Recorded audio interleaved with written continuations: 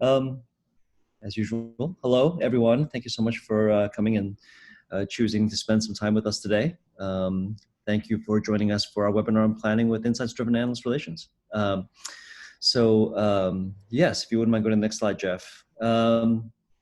For introductions, my name is Andrew Shu. I'm a co-founder and managing partner here at Spotlight.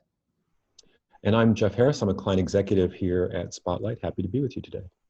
Jeff, thank you so much for joining. And for those so many familiar names on today's list, Jeff is a client executive in our delivery team, and he is one of those leaders out in the world doing analyst relations on behalf of our clients. As we continue to go through this webinar series and dive deeper and deeper into this whole idea of insights-driven AR, what we thought would be useful is to bring in somebody who's out there actually fighting the fight every single day. So I thought it would be good to have Jeff join us to bring some real life examples, to share the real insights that he's reacting to, and talk a little bit about how he's using insights to drive his AR programs. Also, not listed here, but on the phone is Lauren McClelland and Christina Neal from my team. So they will be monitoring the chat. So any of you who have questions throughout today's sessions, please go ahead and hit that chat inside the Zoom box. I don't think we have a full hours of the content. I think it's about 45 minutes. So we'll have an opportunity to have a little bit of a Q&A at the end of today's session. So hopefully it's a good conversation. All right. A little short ditty about Spotlight and who we are.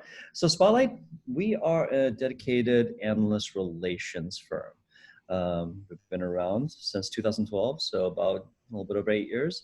There are two primary components of our business. The first half is a consulting business, so think outsourced analyst relations. On that side of the business, we help companies from venture capital backed high growth early stage businesses that are trying to establish a new category and charge forward and build momentum for either a liquidation event, a purchase, or going public. So we help those firms get famous, essentially leveraging the analyst relations channel. On the other side, we also do analyst relations for some of the most notable sort of enterprise technology firms out there. In those particular cases, we work alongside with their existing AR teams, providing operational support, actual analyst relations managers to do the work beside their team, unified reporting, a lot of the heavy lifting, so anything that these large enterprise teams need. So that's the one side with the enterprise services side. On the other side, if you take a look at the bottom, we also offer a AR platform called Spotlight Oz.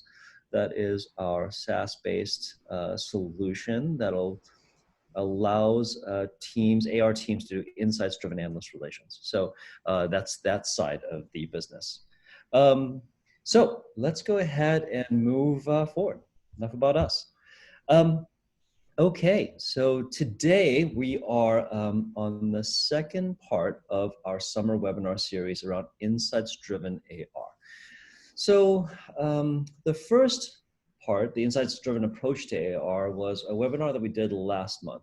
For those of you who are curious and would like to get the full-blown rundown of what kind of analyst relations we're talking about and get a little bit more background, please go onto our website under the resources section. You have an opportunity to view the recording. For those of you joining us today for the second installment, Planning with Insights-Driven AR, no worries, we'll provide a little bit of a summary of what we talked about last time. Hopefully it'll give you a little bit of a catch up. I'll try to keep it short and sweet so that for those of you who were last time, we don't wear you down. So the first one was an intro. The second one today is about planning, right? So given what I know about analysts and the wisdom that I have discovered, the insights that I have revealed, how do I go about changing the work that I do? So that's what we're talking about today. The third installment will be insights-driven AR metrics.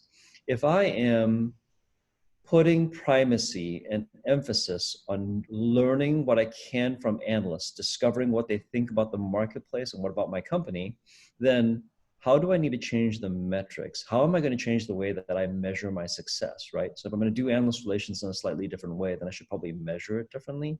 And then finally, the fourth one, insights-driven AR impact. In that session, we'll be talking about how do we create tighter relationships and with our business partners and other parts of our firm in order to create maximum outcome, right? How can I create the maximum impact leveraging this insights-driven approach?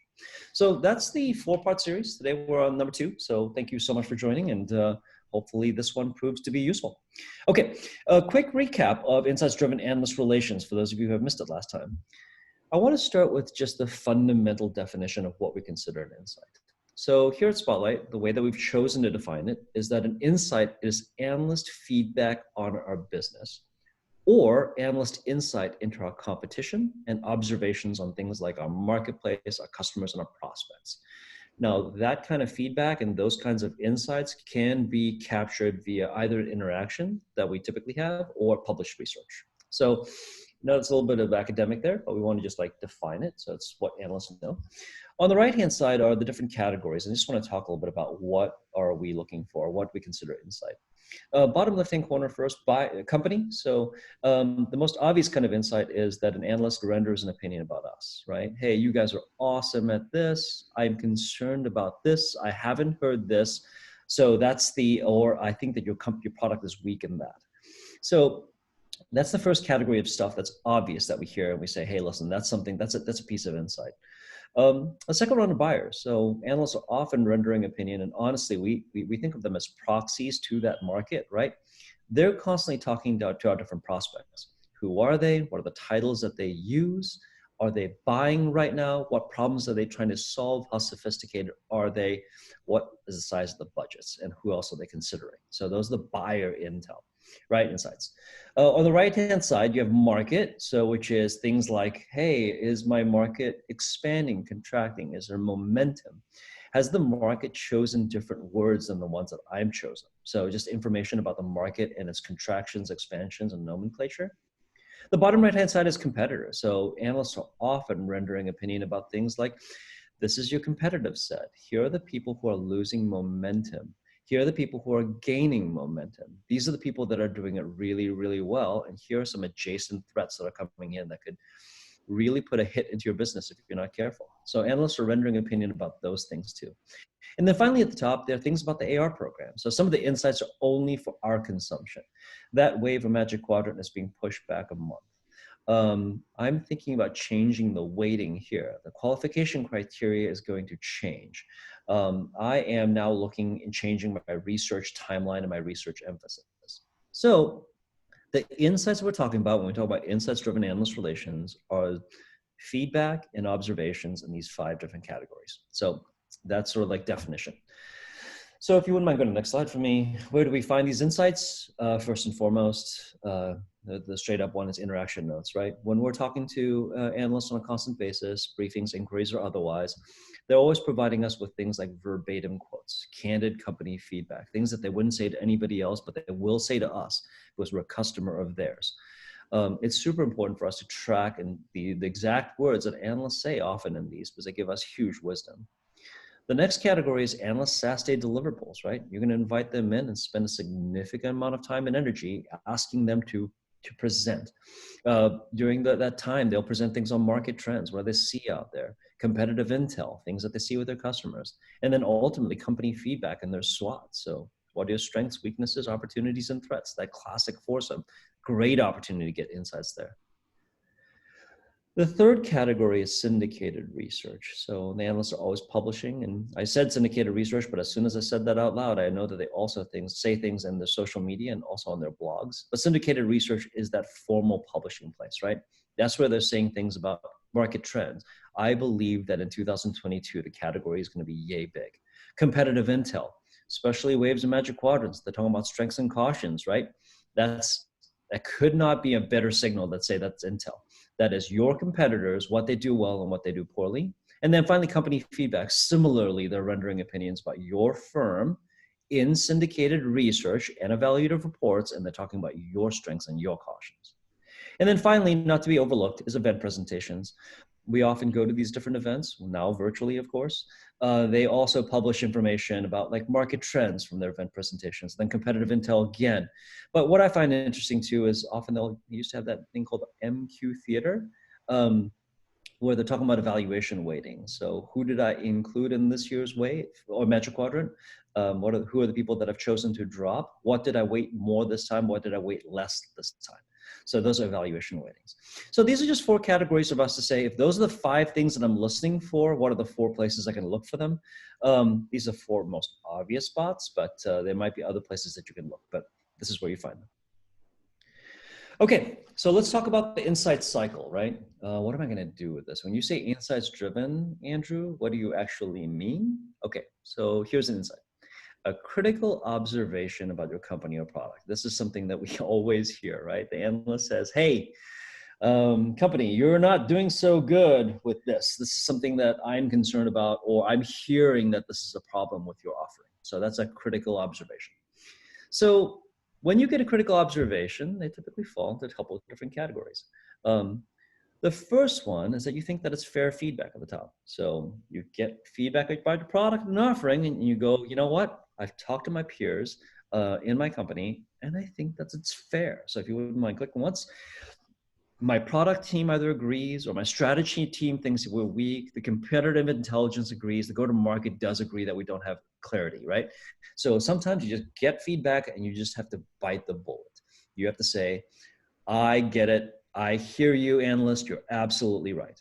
But on the bottom, you also have this idea of misperception, right? So which is to say, hey, I know you said that I'm weak in this area, but I don't think I completely agree. I agree that historically speaking, maybe 2 years ago or a year ago, that was a problem, but we've made huge investments in our product and engineering roadmap, and that's no longer the issue. And I have evidence to prove that. So whether it's fair feedback and you're going to take it back to your business partners and one of these groups and say, hey, this is something we need to address, or it's a misperception, and that's just something that you need to change the mind or inform the analyst on, both of those things feed into your AR program strategy, right? They're both things that you need to go and talk to the analyst about. So the cycle continues back this way, which is to say, I take that feedback, I categorize it, I figure out what I need to do about it, and then I put it back into my program strategy, and that adjusts what do I say and who do I say it to, right? You're trying to go back and re-inform this whole entire, the analyst community. What's often missed is this last one here, which is, what am I missing? Okay, so great. I've got this critical observation about my company and my product, but do I have the right amount of feedback about my partnership strategy? Do I have enough information about my pricing? Do I know enough about this new market that I'm moving into? So in addition to taking the things that you know and cycling them back into the strategy that you must execute, there's also the proactive element of saying, what are the things that I don't know? And then putting them into your strategy of saying, I now need to go back to the analyst and ask them. So it's not only the things that I know, but it's also the things that I don't know. So for those of you who are on the call, and I see a lot of different titles being represented here, for those of you who are mechanical or in the business of doing AR every day, you analyst relations managers, this is essentially your work, right? So now instead of saying, hey, listen, I've got 10 core analysts and I need to talk to them 5 times each, you can say, I have 10 core analysts and this is what I know what they've said about me. Here's what I know I need to still ask them. Here's what I know that is fair, and here's what I know that is not fair. It was a misperception. I now know that for the next year, 5 interactions, 6 interactions, and my budget, one-on-ones, just briefings, inquiries, advisory days, this is how I'm gonna go do my work. I'm gonna go drive my strategy to react to the things that I know, go gather the things that I don't, and react and put them back into my program strategy so it changes the things that I do. So the cycle is what we mean by insights-driven analyst relations. So if you wouldn't mind going to the next slide for me, Jeff. So insights-driven AR, what is it, right? So I've tried to define it here. So AR driven by the systemic collection of analyst perspective. That perspective on our company, our competitors, our prospects, our customers, and our market, right? I am systemically driving towards that, and that's how I'm driving my AR program. So the natural question should probably be, Andrew, insights driven, what are the other choices, right? What are some of the other things that can happen? Well, we've certainly seen multiple companies that we run into that are relationship driven. I'm trying to go in there and I say, I have 10 friends to make, or 12 friends, or whatever the number it is. I want Jim and Susan to like me. right? I want them to know me and I want them to be familiar with me. That's certainly one way to go about it. There's also the idea of being like evaluative report driven. I only want to be in the upper right hand quadrant of the waves and magic quadrants, and that's my goal. All I want to do is move up and to the right. And then even worse, I'm activity driven. I just want to make sure I hit the bell for the number of things that I do every single year. Boy, those three things, I'm not saying that there's no value there, but if you're driven by any of those three things, what you are is you've isolated your value to just the analyst relations channel, right? Building that relationship so that they like you. Okay, that's just you. That wave of magic quadrant, the marketing might be able to use it, but still just you. Activity driven, I probably won't even render an opinion on that one, right? It's probably not as valuable. But if you are systemically gathering smart things, perspective, thoughts, wisdom, visibility from the analyst community, and you're making that part of how you do AR, and not only that, but you're taking that and sharing that with your business partners, your value now extends well beyond the walls and the confines of just your group. You're reaching out in the firm and making a difference. So there's multiple ways to approach AR, and we're just saying be more insights driven, right? So that's sort of our plea here. So last time, if you wouldn't mind going to the next slide for me, Jeff, what we did is we did a poll. We said, hey, listen, where are you on this journey? Because when I say insights driven, learn something from the analyst and do something about it, if you didn't eye roll a little bit, I'd be surprised. Because we all do this instinctually, right? We're naturally doing this, but I think there's different phases of this. So we ask people like, where are you on this journey? Are you an insights rookie? Are these new ideas for you, right? Or are you insights inspired? So insights inspired meaning, hey, listen, when I run into something important, I make sure that we share them. Or are you insights informed, which means we share analyst insights on a constant basis, but maybe not in a systemic way, right? I'm not proactively thinking about the stuff I don't know. And then finally, insights machine, we systematically gather and share insights to drive our AR program. 13% are in that final category. Congratulations to you, to those of you who are already going down that path. 65% are in this, hey, listen, I do share those insights, but I'm not systemic about the way that I do it. And what we've seen is for those firms who have made the journey all the way to becoming insights machines, they're really knocking out of the park. They have the ear of the C-suite. They are providing value across the organization. Their teams are more directed and more sharper about their activities than ever. So this is not an end goal, but ultimately a journey for all of us. So, well, how we use insights, just in sum, right? First and foremost, we set our AR strategy and plan out our AR activities. I think I showed that example. You know, that's what the first thing that we do. We share our message to the analyst and go to the market. If the analyst says we do something well, fantastic. If the analyst say we do something best, that's something that we need to say to the world, right? That's what we need to say to the market. If they say we do something poorly and it's fair, I need to put in my roadmap and go back to the analyst. If they say something that we do something poorly and it's a misperception, I need to go back and change their mind. Right? So it shapes our message to the analysts. And then finally, if we're doing it right, we're helping the leaders in our firm make more informed decisions. I'm giving them analyst perspectives so they're making better pricing decisions, product decisions, marketing decisions, sales decisions. So these are the primary ways that we use these insights in order to drive outcome in our firms. But today we're going to be focusing on number one, which is how do we set our AR strategy by analysts and how do we plan our AR activity? And that's what Jeff is going to help us do. So put that in a little bit more of a tangible framework. Andrew, thank you very much. So yeah, let's move into insights-driven planning. Our client teams have been transitioning to insights-driven approach, and we've already been planning from this approach. So what I'd like to do is walk you through 3 examples. These are real examples, although I've mixed up the details and the timelines to keep real client work anonymous. So to begin with, because we had shifted to an insights-driven approach, we already had a much clear and organized sense of what the analysts were thinking. And so that positioned us to set a more deliberate and strategic plan going forward. So how do we do this? Well, first we look for themes across insights. A single insight might be correct, but on its own, it might not warrant action. So we look for themes emerging from multiple analysts, from reporting, maybe from something broader like a perception audit. A theme likely needs attention. And then of those, like Andrew just talked about, we decided which were fair feedback and needed to flow back internally first, and which were misperceptions and maybe could flow directly back out to the AR team for action. Second, we compared those themes to our clients' corporate priorities. So our thinking was, if something aligns, we'll get even more benefit from developing a plan around it. And frankly, if something doesn't align, again, it may not warrant action. And we'll kind of touch on that a little bit later. Third, our client team and our point of contact developed an action plan. And we want to think of this as more than just a set of things to do. We want to build something we called an initiative around the insights we've gathered. And I'll come to that word initiative again a little bit later in some more detail. And then so finally, of course, let's put it all down on paper and take action. So let me walk through 3 examples, and I'm going to end with a plan on paper that hopefully makes a lot of sense to you. So first, let's find our theme. So again, we started with what we knew. Since the beginning of the year, we had been gathering and organizing insights from our analyst interaction notes.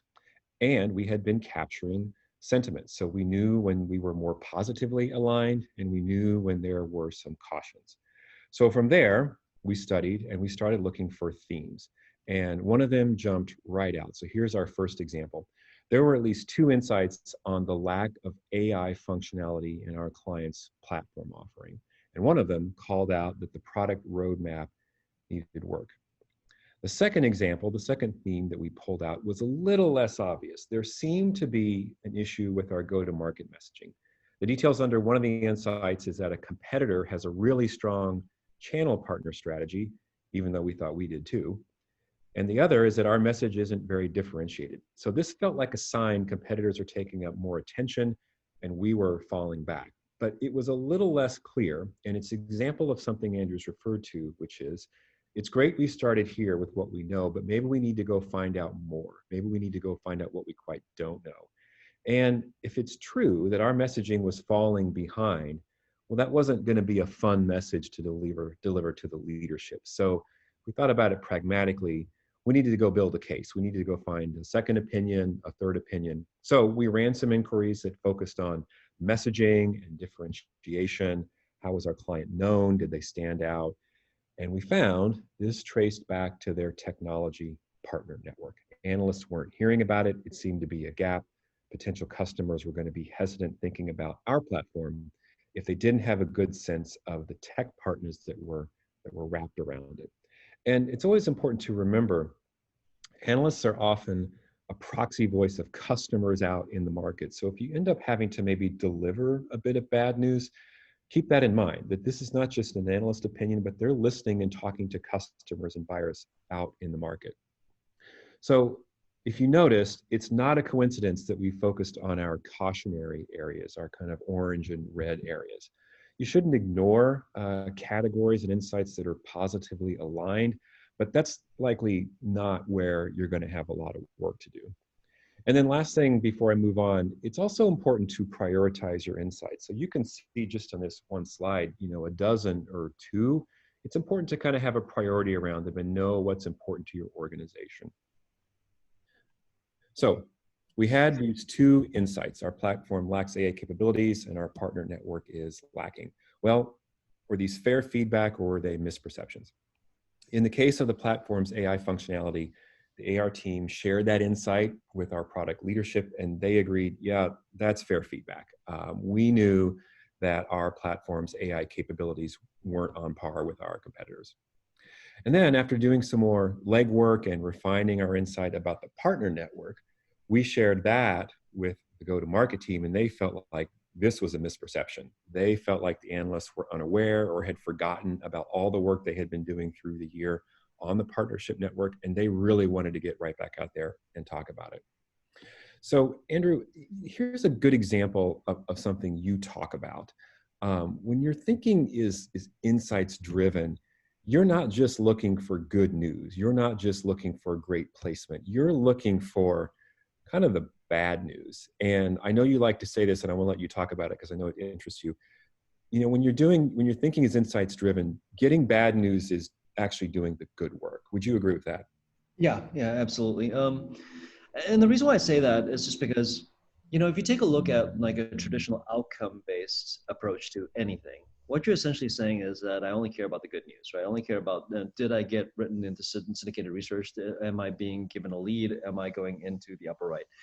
And that's fine, but you can't steer with that, right? That's not feedback. You're not getting any information that's meaningful. So the way that I like to think about it is that if you're outcome driven, the only way you can win is to get good news, and often that's outside of your control. If you really want to be a valuable business partner within your firm, this is about providing information that your business leaders can steer with. What are we doing poorly? What are the things that are perceived that we're doing poorly? What are the things that we're falling behind on? So if we have an insights-driven approach, then good news is great. Congratulations, we're discovering the things that we're doing well. But when we get bad news, I'm providing value back to the firm, right? I have validated expert market perspective that we are weak in a particular area, and that gives our leaders something to do, so a way to steer the firm, steer the product, or steer the messaging. So I really think that the intel-based approach gives us the ability to win both on good news and on bad news. Thanks, Andrew. So let's move on. Now we need to align to our corporate priorities. So we had two insights. One we decided was fair feedback. One we decided was a misperception. We wanted to take action. We had a pretty clear sense of what we wanted to do, but the AR team isn't on an island, so we needed to make sure that what we wanted to do aligned with corporate priorities. In the case of the AI functionality insight, the AR team was already in very close touch with product management, and we all knew that it had actually been discussed in our annual product planning session, but it had lost some focus. So we all felt very strongly this lines up with where we wanted to go. We'll do a little reprioritization on our product roadmap. And then we wanted to get the message out again. And it so turned out that one of our best speakers was the second in command product person. So that lined up really well. So yes, we are in alignment with where the company wants to go. The go-to-market team definitely agreed that messaging on the partnership network is a must. And in fact, they had been independently working on some content to announce 2 new technology partners. So that one lined up really well too. So these 2 were good to go. But let's pause here and think further about being insights driven. And Andrew kind of touched on this a few minutes ago. So when you sit and understand your corporate priorities, you're likely going to identify other areas where you might need insight, other areas where your intel is missing. And Andrew, I want to toss it back to you again. Talk a little bit about that scenario where you've identified something you want to take forward, but you need more intelligence. Right, right. Yeah, I think the important to note is that, we could sometimes get a little bit about belly button gazy here in analyst relations, a little siloed off, right? So I'm care primarily about the things that of moving dots, getting placements, so on and so forth. But the fact of the matter is that we work for a business unit. We work for a firm, and that firm has ambitions. In this particular case, let's say, for instance, one of our clients was to launch a product in a new geography, or frankly, launch a product or extend our offering into something adjacent. Both of those things require market research. There's a group out there sizing the market. There's a group out there trying to figure out go-to-market messaging, product design, so on and so forth. And though they have sources of information that they use in order to feed those decisions, we have access into a remarkable group, an entire population of experts that are knowledgeable about specific categories. How fast is that market growing? Who are the existing incumbents? What threats do they provide to us? What does great look like? Who are the buyers that are in that space? If you know that your company has, or your business unit has that particular ambition, you can put that into your strategy, right? And then your discovery of this intel, bringing this information back to your firm and your team and your leaders becomes part of your mandate. So at Spotlight, what we typically call this is our immersion process. So anytime we go into a new client, our number one job is to go and learn what their ambitions are, right? So this not only do I need to know what you've done with the analyst to date, what I need to know is where you want to go as a firm moving forward. And then what we want to do is reconcile your core corporate priorities with what we're doing in our channel. So always think about it this way, right? My firm or my product leaders have a specific ambition for their business. I run analyst relations, which is a function within the firm. How can I leverage my insights-driven approach within my function in order to support my firm's ambitions? And the more you think that way, the more clear this insights-driven approach is going to help you support those priorities. So every product, every group is different. It changes what you emphasize, but it's critical to like picking what you do. Thanks, Andrew. So let's develop an action plan. Insights alone don't make change. Knowing something isn't the same thing as doing something about it. So I want to go back to that word initiative. If insights are the clear and organized observations we've gathered, initiatives are the actions we're going to take.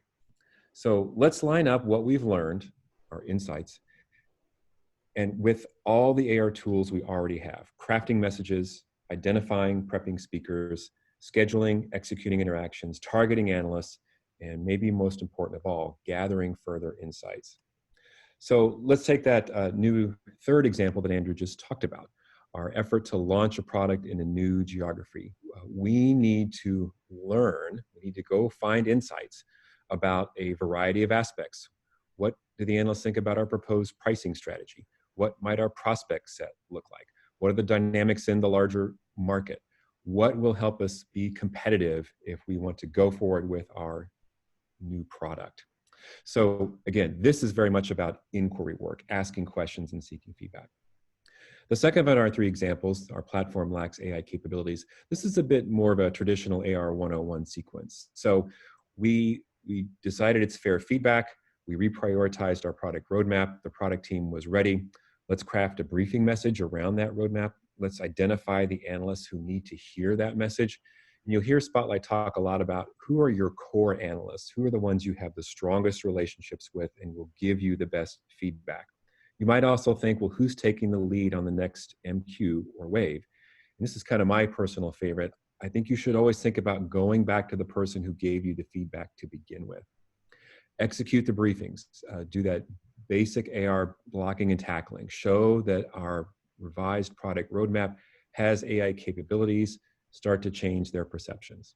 And then follow up with written or in-person inquiries. And here's a really critical moment in the system that we've talked about. Gather further insights. Is your message landing? Are you hearing agreement? What is everyone's sentiment? That's going to be really important to measuring your success over time. And then our third example, we need to get out and promote our partner network. This is very similar to the second one. Craft a briefing message around our progress this year and around our new tech partners. Identify the analysts who we need to go speak with. Again, think about your core. Maybe think who's really sharp on go-to-market messaging. Again, who gave us the feedback to begin with. Go execute the briefings. Show that momentum in your partner network that the analysts weren't thinking about or had forgotten. And then again, listen for further insights. And this one might be a little bit more nuanced. How does the partner network figure into buyer decisions? How does it figure into their implementation timelines? You're likely to get and gather a good amount of valuable insights in this example. So let's take action. Andrew, this is a template we've offered before, and I think I'll toss it back to you to kind of talk through this and how this can help you have a plan on page and then come along and modify it according to your insights. Yeah, absolutely. Happy to do it. So this template, a little bit of a die chart, but bear with me for a second. Take a look in the bottom left-hand corner first. So you'll see that this should look familiar. Analysts, right? So Linden, so on and so forth, all the way down. So I have my list of core analysts that I care about. And then the insight summary. We talked about the thematic element of saying, hey, listen, for that analyst, I hear these are the things that they're saying. I have a particular objective that I'm trying to overcome, and then some of the different initiatives that I'm doing. So the themes of the thing that I hear and the things that I plan on doing. So for each analyst, it's almost like that's the planning process, right? This is actually a missing component of something we see often with our clients, our new clients when we sign on. They have their lists, almost everybody has a list, almost everybody has them tiered, everybody has what they know about the analyst, but very rarely they have a declarative statement. This is what I know the analyst has said to us, this is what I'm trying to accomplish with that analyst this year. It's hugely important because it allows us to set the true north for everything that we do next. Over on the right-hand side, you've got all your activity, right? So it's like all the things that I plan on doing throughout the year, January, February, March, April, June, right? So all the things that are on that right-hand side of the activities I plan on doing. Unfortunately, planning is definitionally, in our world, done in a world of landmines. analysts. We don't get to just do what we want when we want. Above, you see things like analyst firm events, upper left-hand corner. So what are the events that they have, symposium or otherwise? When the analysts are there, they're not available for you here. Analyst research, what are the big waves of Magic Quadrants that are coming out that you need to be paying attention to? Not only because you need to get your work done before that, because it also has insinuations on when the blackout dates are, on when you can talk to an analyst. You have other things like trade shows and events that you can likely see the analysts at least used to be able to. Customer events that you are throwing, and then also planned product pushes, right? So planning your AR activity before a push and then after a push. So the reason why we want to layer that on top of it is just so that you can start taking a look at your activity down below. For Alex Linden, I need to accomplish these things. I've got 12 months to do it, or however long you have, and I've got the tools within my tool belt of briefings, inquiries, advisory, or otherwise. And I overlay that against the places where I'm not likely going to be able to see Alex, and the things that he's probably going to be distracted by, and when I need to get it done by. So that's this planning template. After the this webinar, per usual, we'll make sure that there's a link for you to be able to go out and download this template. So it gives you some guidance. Now, this is the template. Obviously, it's a little bit of an eye chart, but if you go to the next slide for me, I know that many of you here on the phone are actually on Spotlight Oz. So what we want to do is just take a moment and show you what that looks like inside Oz.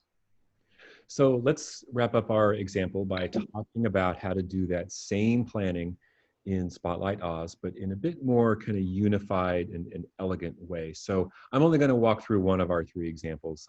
Our platform lacks AI capabilities to kind of make the point.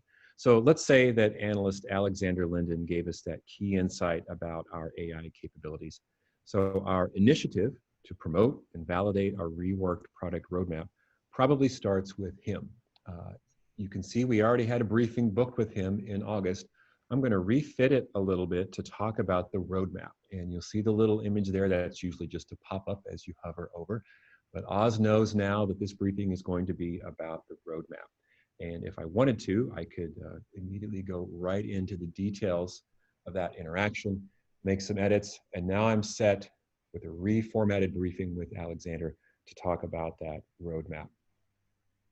And then I look around and take advantage of some white space. As I mentioned, I want to brief Alexander, but then I want to follow on with an inquiry to gather his additional sentiment, gather his additional understanding. And then it's a matter of working back down through my plan with those other analysts I targeted. Let's pretend that Shell and Svetlana are also on my list. So again, I'm going to build out my plan, fill in some white space with a series of briefings and inquiries that help me take my message out. So here is a somewhat simplified but revised plan that now lets me attack my initiative on my platform's AI capabilities. Whether you're in Oz or you're in our template or you're in your own plan, it's really important to do something I just mentioned, which is tag these activities to your specific initiatives. And then as you're executing, listen carefully, generate more insights. That's going to help you continue to understand how the analysts are tracking your message. Organize them, categorize them, apply sentiment. That's going to set you up to measure your progress later. So one final thing to look at before we start to wrap up. On the previous couple slides, we attacked our entire AR program, the program for the entire team. But here at Spotlight, we've also been pulling together everything for a single initiative. So here again is just one of our three examples, our Platform Lacks AI Capabilities initiative. We've pulled everything together so it's easier to talk about within the team and within the rest of our leadership. So in the upper left are those foundational insights which drove us to action to begin with. In the middle, after we talked with our internal stakeholders, we confirmed we were aligned with corporate priorities. We wrote out a little narrative of what we wanted to do about it. In the bottom left, we wrote out the actions we wanted to take. In the upper right, here's our target analysts that we identified after a little bit of discussion. And then in the middle, a high-level plan of maybe what the next 6 months look like. What are we going to be doing? And we're setting ourselves to measure the sentiment of those interactions over time. You're going to notice that that bottom right-hand space is still empty. That'll set us up for for next time to talk about how we measure ourselves over time so we know if we're being successful or not. Yeah, that I'm looking forward to having that conversation on KPIs was clearly the matter. And I just want to butt in here real quick, Jeff. For those of you on the phone that are like VPs and directors, we find that these like directive like plans on the page, or at least this approach, gives you much more sort of control of your teams.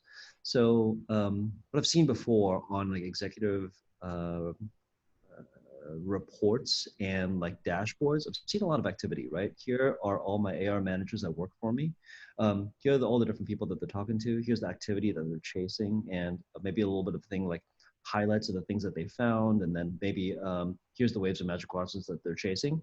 That alone just doesn't give you any visibility into like what they're trying to accomplish, right? So if you're making declarative statements like, here are the things that we know, and here are the things that we plan to do about it, you really create much more manageability. Each AR manager essentially starts declaring their objectives to say, I'm trying to overcome that, I'm trying to instill that, I'm trying to learn about this. So they can start declaring their objectives and plans on the page and then go executing against it. For those of you in the management responsibilities within AR, you can gain visibility much more quickly and actually start pushing a team in a specific direction. Now, like this foundational insight and something that like what makes something that requires an entire plan, because as Jeff mentioned, prioritization matters. You know, in this particular case, unfortunately, sometimes we've seen that like one of these like misperceptions or the fair feedbacks, they often get the attention when they're a caution on a magic quadrant, right? So there's definitely a prioritization issue to determine which one of your thematic objectives, thematic insights warrant a declaration on a page. But I've definitely started to see some directors and VPs leverage this kind of methodology to manage their teams. Okay. So sort of like in sum, right, the impact of insights-driven AR, I've tried to touch on this a little bit. First and foremost, managers, we talked a little bit about it, right? If you know what you're trying to accomplish, I know what I know which minds I need to change, I know who I need to talk to internally, and I know what I need to go to find out. Now you know what your work is. Every day you wake up, you don't have to be confused. You don't have to look at that planning calendar and go, oh my goodness, I see that there's a bunch of holes in the last 6 months of the year and I have no idea what I intend to do there. All that sort of goes away. For those of you who are leaders of AR teams, right, here's an opportunity to elevate the value of your firm. You bring this information back, the good news, the bad news, the perception that's out there. You have an opportunity to really elevate your importance. Really, the AR leaders that I see that are identifying wisdom the most effectively and are systemically bringing it back to their executives for decision making, those are the ones that are really winning in this space.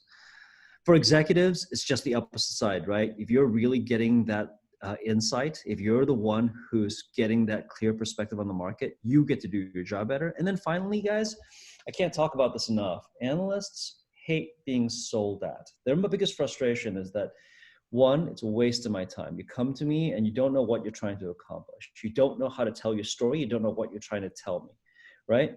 You come to me and it's not relevant, and it feels like you're having this interaction with me and it feels like you need to, and you don't even know why you're there. And maybe even worse, you don't even care what I think. All you want to do is make me believe you're a differentiator. This kind of one-sided relationship that's not directed is both not, the analyst is going to reject it, and they're not going to find it valuable. And if they don't find it valuable and they don't find it a waste of their time, chances of them being an advocate on your behalf, the chances of them shortlisting you during their inquiries is incredibly low. So that's the general thought, right? I think there's this benefit across the board for every single audience. So finally, next slide for me. Join us next time. So this time we talked about planning. Next time we're going to talk about AR metrics. How I'm going to change the way that I measure. If I'm going to get, how do I get value for the intermediary accomplishment of these initiatives? Fantastic. The wave in the magic quadrant, I am a challenger, I am a contender, I am trying to move up and to the right.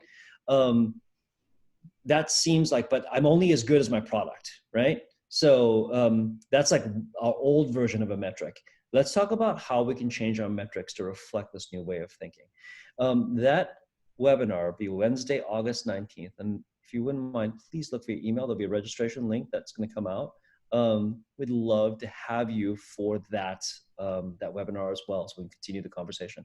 I think this type of approach to AR, there's huge benefit here, right? So I think we can all learn from it. Be great for us to just keep the momentum going.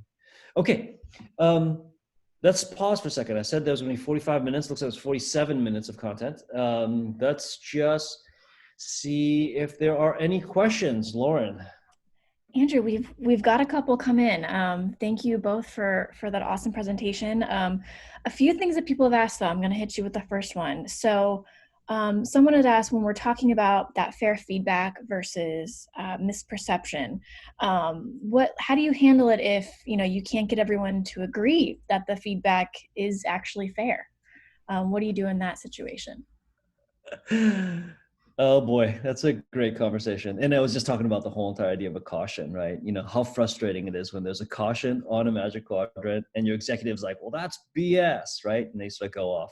Let's talk about what fair feedback is. So our business leaders and product leaders have a tendency to get a little bit defensive when they're talking to one analyst. And the reason why is because they're like, hey, listen, I built it in this vision. I truly believe that I'm awesome. I think we have market leading capabilities in this space. The analyst doesn't know anything, right? So we've all been there. That's incredibly frustrating. The way we think about it is, anytime you see bad news, the bigger the bad news, the more evidence you should bring. So go and take a look at your insights list. If that insight is a one-off, you have too small of a sample size. The worse the news, the more validation you need. Jeff talked a little bit more about this whole idea of getting a second opinion. Put it in your learning process. Talk to people from different analyst firms. Don't lead the witness, but go ask them about your product, your roadmap. Go ask them about that feedback. Get multiple perspectives in. And the reason why is because it's hard for you to push back, right? We're AR pros. We're not product pros. It's not our job to know. But what you can say is, hey, listen, the only reason I'm bringing this back to you is because I've heard it from 3 different analysts from 2 different firms. And not only that, this is the 3rd time I've heard it over the last 6 months. So when you have this fair feedback issue and you can't make a compassion plea, I think it's important for us to know what our position is. We are not product experts, but we are the proxy to experts. There are experts in the space, they're called analysts, and they are talking to buyers all the time.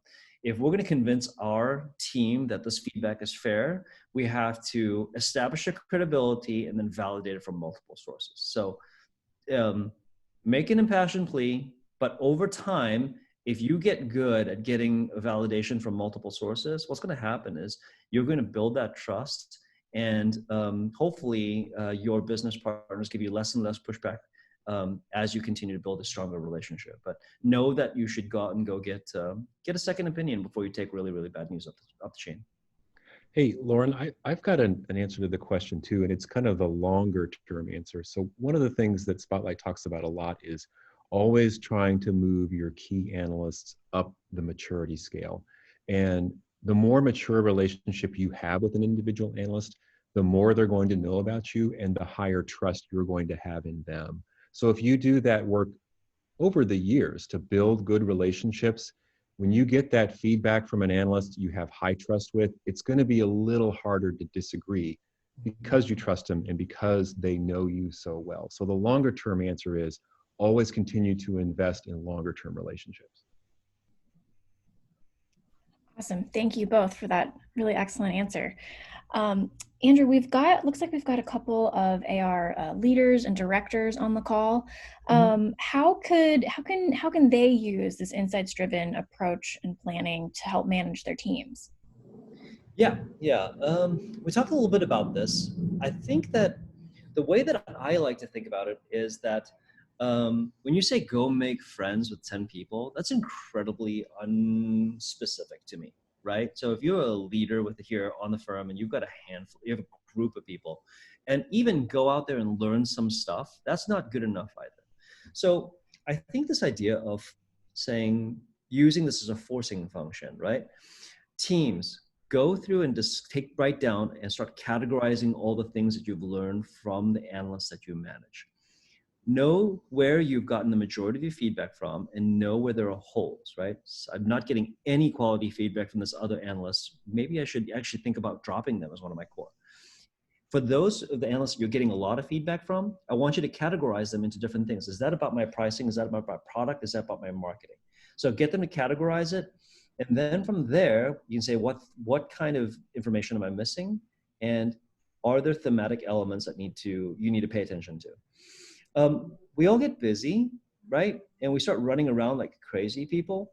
When you don't write down the things you've discovered and then declare the objective you're trying to accomplish, what ends up happening is you end up with things like, I did a bunch of work, take a look at my activity list, I've got my report, look at all the things that I've done, and I feel really, really busy. And as a VP, as a director, like that's just not good enough. What you want to do is say, tell me about the themes that you found, tell me what you intend to do about it, and tell me what I can do to help. And then bring it back to me and let me know whether you're making momentum on that. So for the leadership tier, I think this is a way to be a forcing function for your team to prioritize and declare objectives rather than to chase momentum or chase activity. So hopefully that answers the question. Yes, thank you. Okay, Andrew, I think we have time for one more question, last one here. This insights-driven approach, or using insights to be informed, are there any companies who are really doing this well that you have seen? Yeah, we have. There definitely are. So when we walk into organizations, there's a range, right? There's a range of like people who know, people who are just beginners, and people who are doing it. A company that we know done it really well is it's actually a client of ours, VMware. They are remarkable in the way that they collect it. So what they do is they have the discipline. Each of their AR managers actually has this discipline of like finding the information that they have. They have aggregated reporting in the way that they pull this information together in order to create like thematic elements. And then they have systemic ways of actually revealing that to their leadership team. It's one of the most advanced teams when it comes to like this discipline of finding out the stuff that you need to know, having the discipline to create systemic reports, and then having the discipline to show it to the executive leadership team so they can react to it. So there are definitely people that are doing it well in the marketplace. Awesome, thank you. That's all from the question front. Okay, so let's go to just like final housekeeping. I'm sure people are hoping to grab a couple more minutes left. So back. What's next? Check your email, please. We'll send a link of this recording to all the attendees. So you have an opportunity to download it. If you have a peer that you think would be valuable and you think would get value from seeing it, great opportunity to let them download and take a look at the recording. Please send us your feedback. We'll send out a survey post-webinar. We always want to know, like, are we heading in the right direction? Is this too detailed, not detailed enough? You find this valuable? Please let us know how we're doing. If you'd like to learn more about us, a little commercial here. If you're taking this approach and you're, hey, listen, I want to go down this path. I think I'm halfway there. I think I'm a third of the way there. I think I'm all the way there. I'm almost there. If you have some questions regarding like how you might be able to, either from a change management perspective, a tooling perspective, a technique perspective, make the changes within your firm to drive more and more towards this type of approach, please let us know. Please reach out at info@spotlightar.com. I would love to continue the conversation. Yeah, and just to thank you. I know that your days are busy, right? We're all in this crazy time, and we could not be more thankful and appreciative that you guys choose to spend the time with us. So thank you again, and we look forward to seeing you on the next webinar.